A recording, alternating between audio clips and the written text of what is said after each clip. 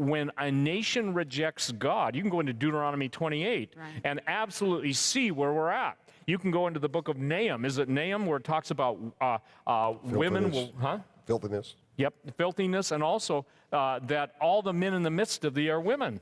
Okay, does that maybe fit a certain lifestyle choice now?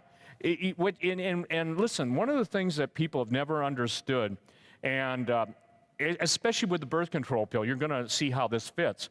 With the birth control pill, the byproduct of birth control pills were excreted pharmaceuticals that went into the water. When you chlorinate or fluoridate or even filter, basic filtering, that does not take out the excreted pharmaceuticals.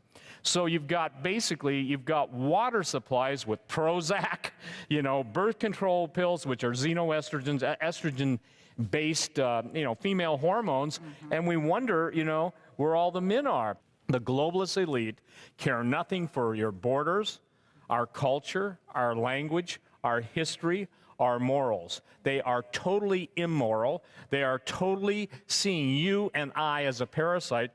If we've got 500 people here, whatever the number is, that's not the critical issue. But imagine 90% of everybody out there being scheduled for execution, because that's what the globalists want. They want 90% population reduction.